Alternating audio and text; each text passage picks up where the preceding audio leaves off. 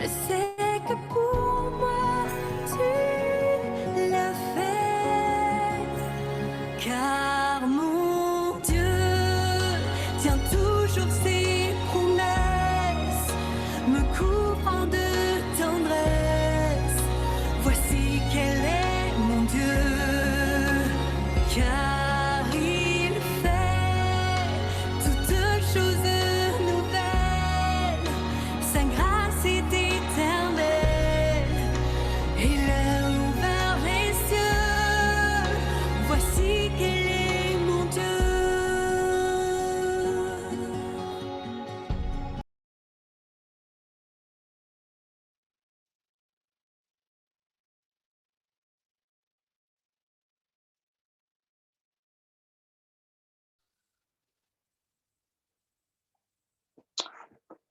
Chers frères et sœurs en Christ, c'est avec joie que nous nous retrouvons ce soir et mon cœur a été très touché par le chant que nous venons d'entendre. Nous allons d'abord prier. Seigneur Jésus, voici quel est mon Dieu. Voici quel est ton amour. Tu l'as fait, Seigneur.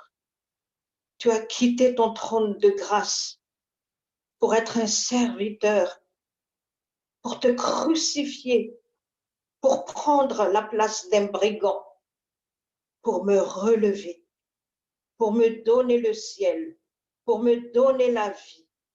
Ô Seigneur, comme c'est merveilleux. Et ce soir, nous allons entendre ta parole.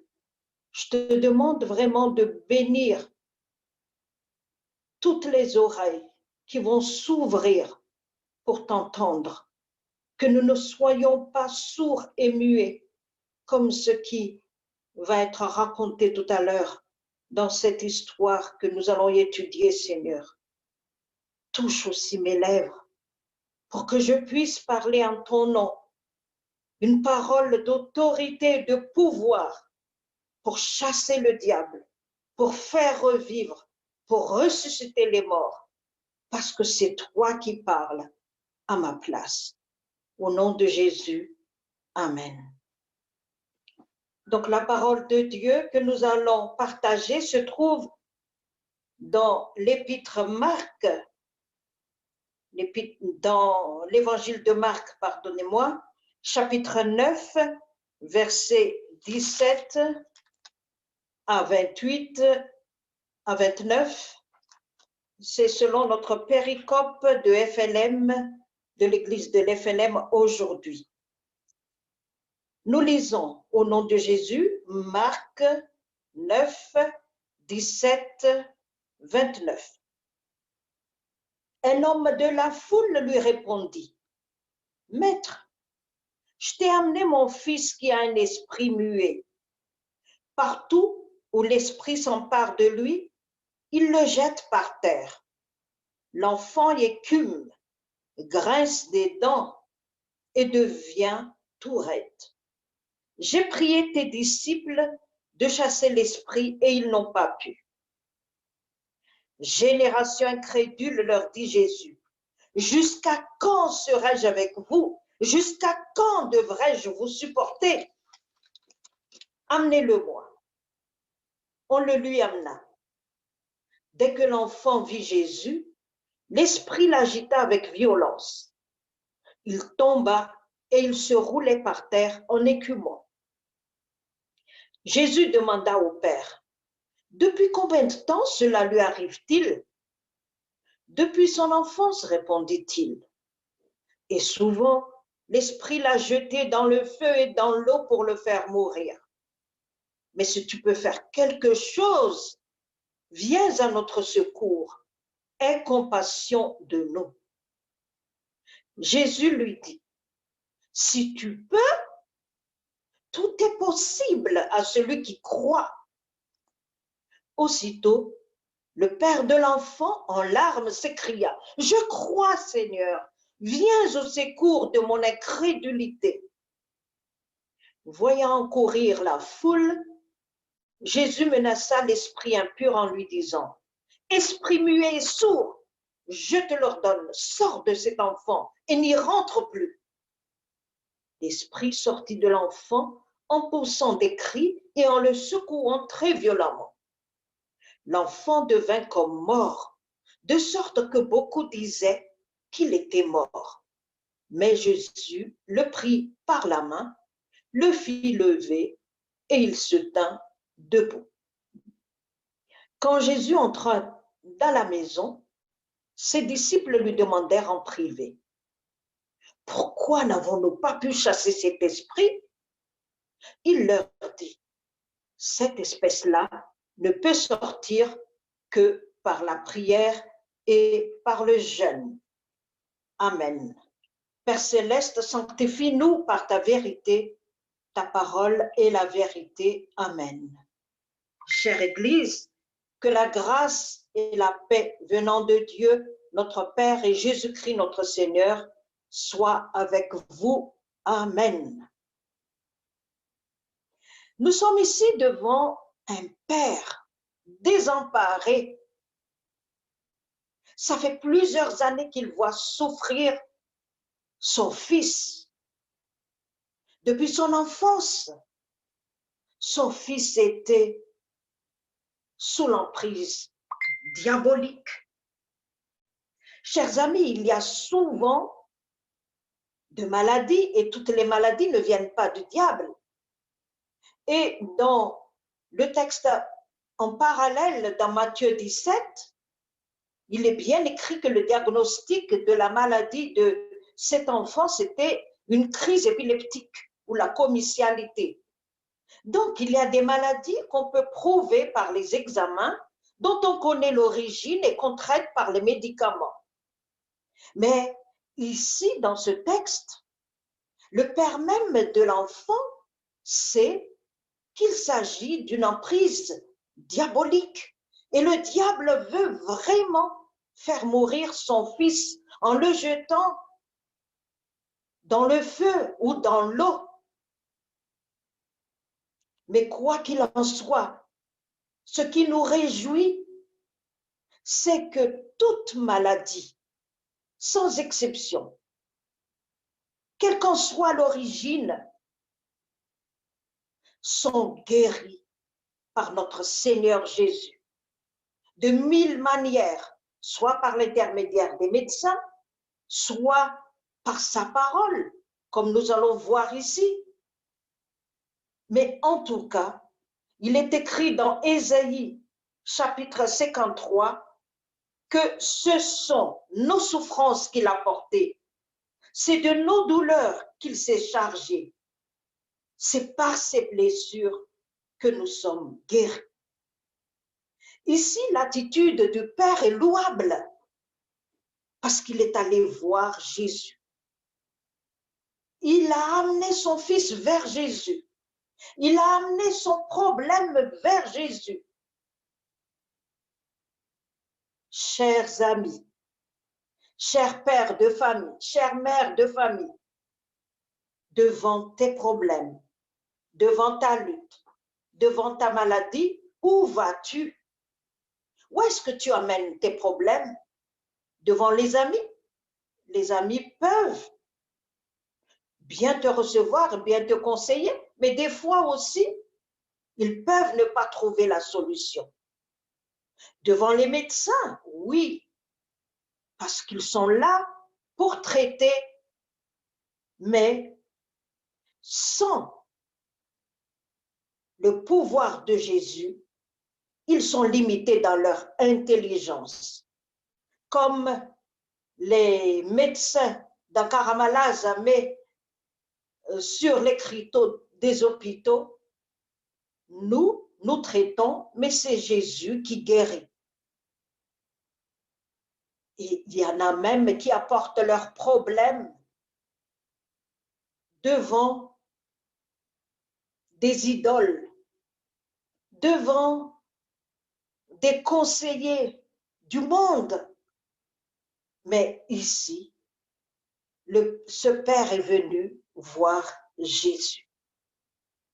Et il a exposé à Jésus ce qui s'est passé. Parce que là, le contexte, il y a une discussion entre les Juifs, le Père et les apôtres.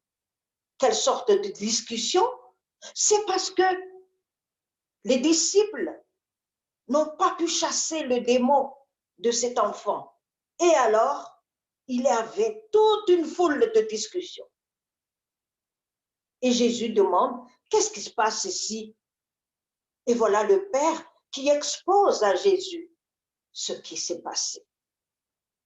Alors, Jésus dit tout de suite une phrase qui montre sa colère.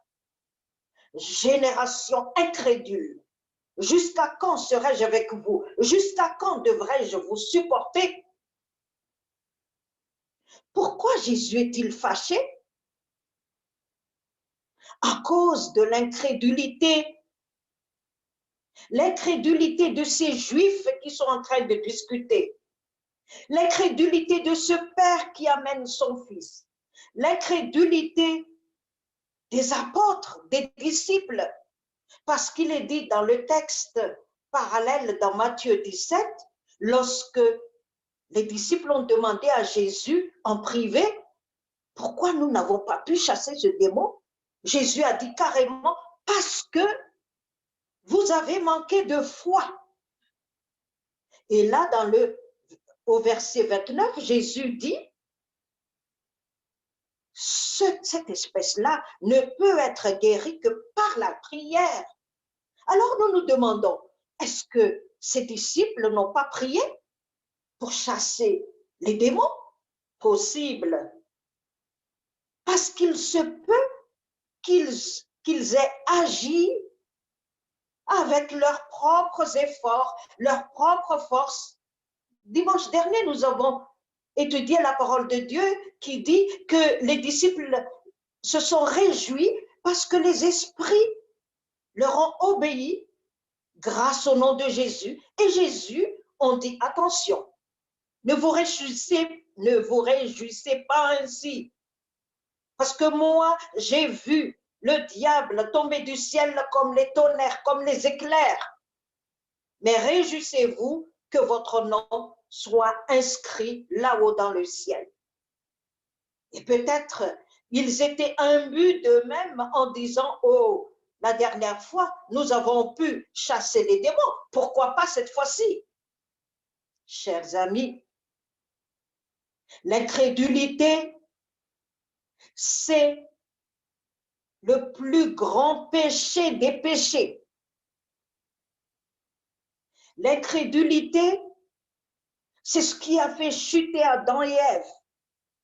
L'incrédulité, c'est ce qui a fait périr les enfants d'Israël dans le désert. L'incrédulité, c'est ce qui a empêché Jésus de faire des œuvres devant les siens. Et l'incrédulité, c'est ce qui amène en l'enfer. Comme il est écrit dans Jean chapitre 3, verset 18, celui qui ne croit pas est déjà condamné. Alors, c'est pourquoi Jésus est très en colère. Race incrédule, jusqu'à quand serai-je avec vous? Jusqu'à quand devrais-je vous supporter? Chers amis, réfléchissons un peu. Combien de fois Jésus nous a parlé? Combien de fois Jésus a œuvré dans notre vie? Combien de fois Jésus a fait des miracles dans notre vie? Le plus grand miracle, c'est qu'il a changé notre cœur de pierre en cœur de chair. Le plus grand miracle, c'est qu'il a pardonné nos péchés et qu'il nous a appelés ses enfants. Et pourtant, devant les épreuves, et pourtant, devant les difficultés, nous tremblons de peur. Nous sommes comme des païens incrédules. Et c'est pourquoi Jésus dit, jusqu'à quand? Jusqu'à quand je peux vous supporter encore? Seulement, notre Jésus, comme ce qui a été raconté tout à l'heure dans le chant, la parole du chant que nous avons écouté tout à l'heure, ce Jésus est grand en miséricorde. Alors que là, une minute, il était fâché, la minute d'après, il dit, amenez-le-moi. Peut-être si c'était moi qui étais à sa place, j'aurais dit, ah non, j'en ai marre de vous, j'en ai assez de vous. Combien de fois j'ai fait des choses avec vous et là, vous ne croyez pas encore. Ça suffit, au revoir. Mais non, notre Jésus n'est pas comme ça. Le Dieu que nous prions n'est pas comme ça. Notre Dieu est un Dieu juste et bon, mais plein de miséricorde. Et Paul dit, là où le péché abonde, la grâce surabonde. Et Jésus dit, amenez-le-moi. Chers amis, quelle que soit ta défaillance, quel que soit ton manque de foi, quelle que soit ta faiblesse, quel que soit ton passé, le Seigneur Jésus te dit aujourd'hui, amenez-le-moi. Ça veut dire, viens me voir, approche-toi de moi, je vais encore te donner la bénédiction. Et approche-toi de moi tel que tu es. Parce que c'est moi qui vais te transformer. Tu ne peux pas te transformer tout seul, c'est moi. Et c'est ce qui s'est passé ici. Jésus, après avoir entendu l'exposé de ce père, n'a pas tout de suite fait le miracle. Bon, allez, ton fils est guéri. Non. Parce que son objectif est de conquérir le cœur de ce père et d'implanter la foi dans ce père et de l'amener à la repentance, parce que c'est ça ce qui est primordial pour lui. Alors, pour ce faire, voici la méthodologie de Jésus. C'est un pédagogue excellent, Jésus. Voici sa méthodologie. Voici ce qu'il a fait. Il a d'abord engagé la discussion avec le père. Il lui a fait l'interrogatoire comme un médecin fait l'interrogatoire à ses patients. Dis-moi donc, depuis combien de temps il a eu cette maladie? Comment ça s'est passé? Alors que Jésus sait pertinemment de quoi il s'agit. Il est Dieu, Jésus. Il sait tout. Il sait que c'est depuis l'enfance que cet enfant était ainsi. Mais il veut engager la discussion pour garder ce père près de lui et aussi pour amener ce père à lui confier tout ce qu'il a dans le cœur pour qu'il puisse le corriger. Et c'est ce qui s'est passé parce que le père s'est confié. Oui, depuis son enfance, il était ainsi. Et non seulement pas comme ça, il le jette dans l'eau, il le jette dans le feu. Mais si tu peux faire quelque chose, Jésus, voilà, là c'est l'incrédulité. Cette phrase témoigne de son incrédulité, son doute. Jésus, si tu peux faire quelque chose, hein? Comment ça, dit Jésus? Comment ça, si tu peux faire? Moi, je peux tout faire. Rien ne m'est impossible. Et rien n'est impossible à celui qui croit. Voilà. Jésus a mis la barre haute. Jésus a montré du doigt son péché, son incrédulité. Voilà ce qui va te faire mourir. Tu ne crois pas en moi. Tu doutes de ma puissance. Tu doutes de mon pouvoir. Tu doutes de mon autorité. Tout de suite, le Père s'est mis en larmes.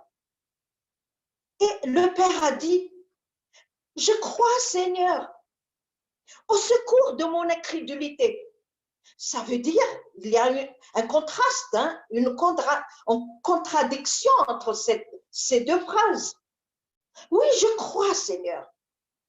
Au secours de ma foi, Seigneur. Il y a une contradiction parce qu'il y a une lutte en lui.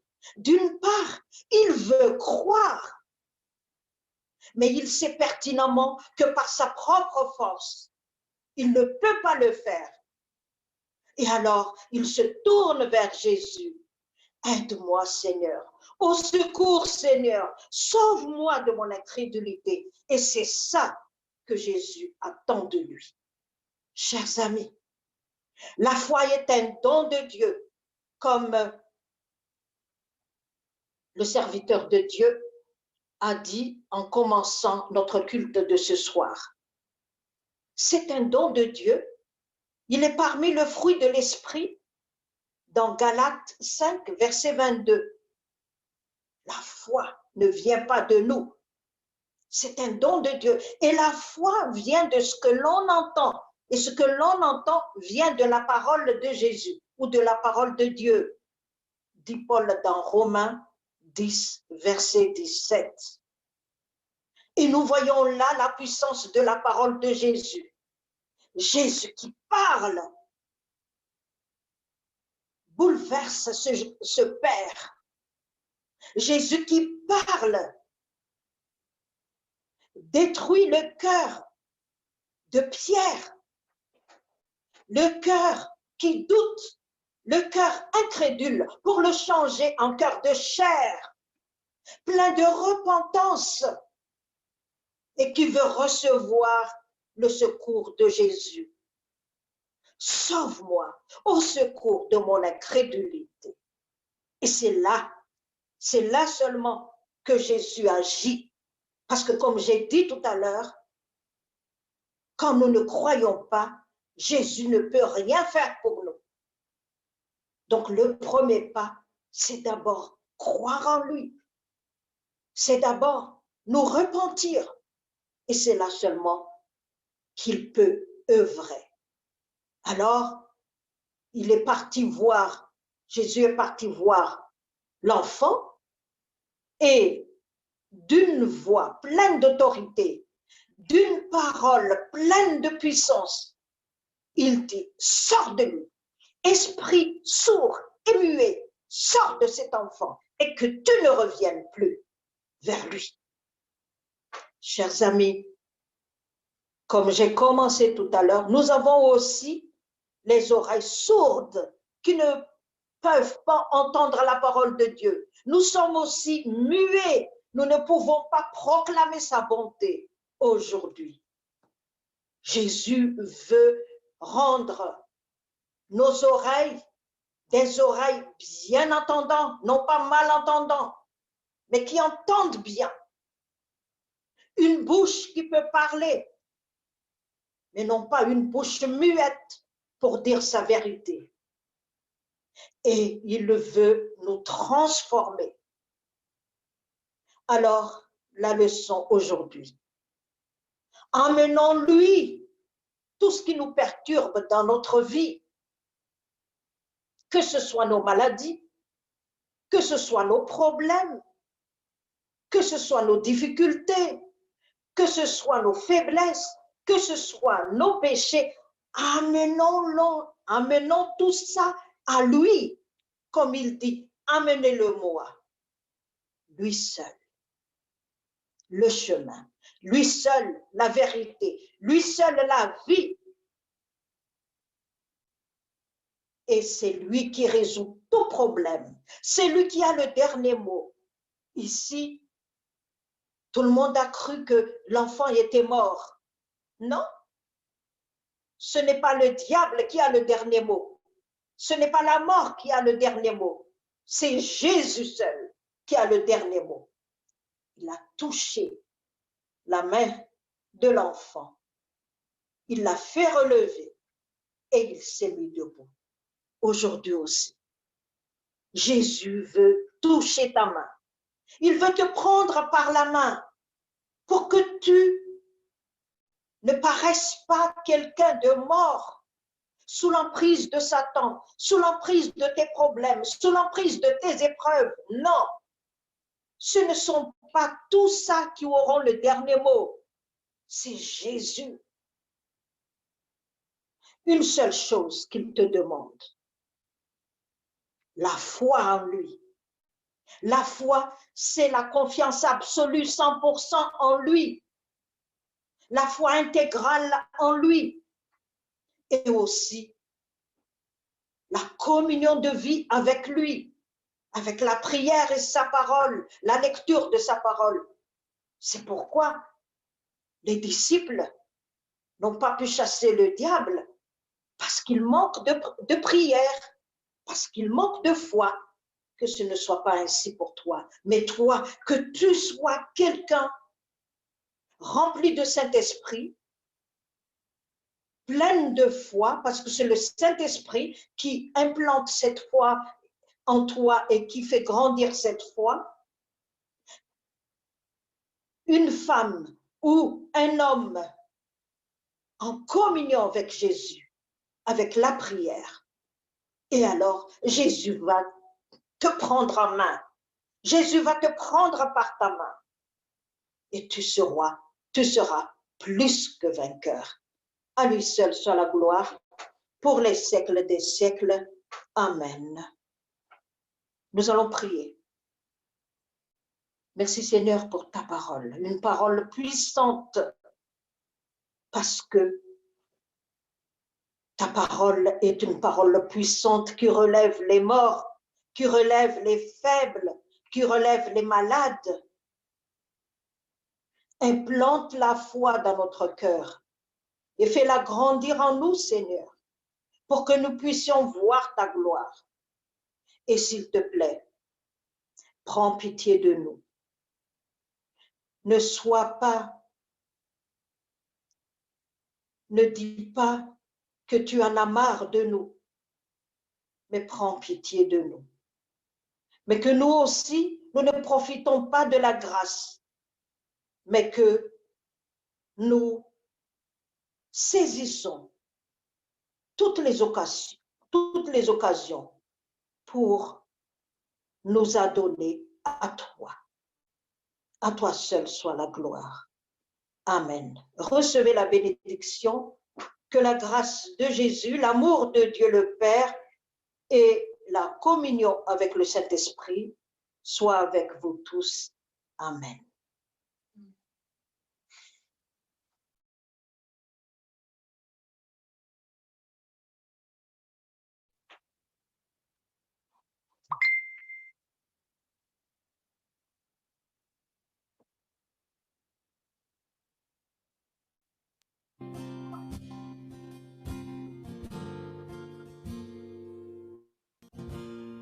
Tu es celui qui ouvre les yeux des aveugles.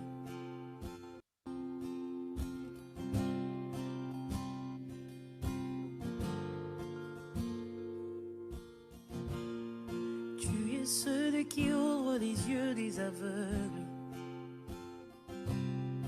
Tu es celui qui change les vies. Tu prononces une parole et ceux qui étaient morts reprend vie. Jésus, tu es celui qui a inspiré cette œuvre, qui l'amènera jusqu'au bout. Tu avais décidé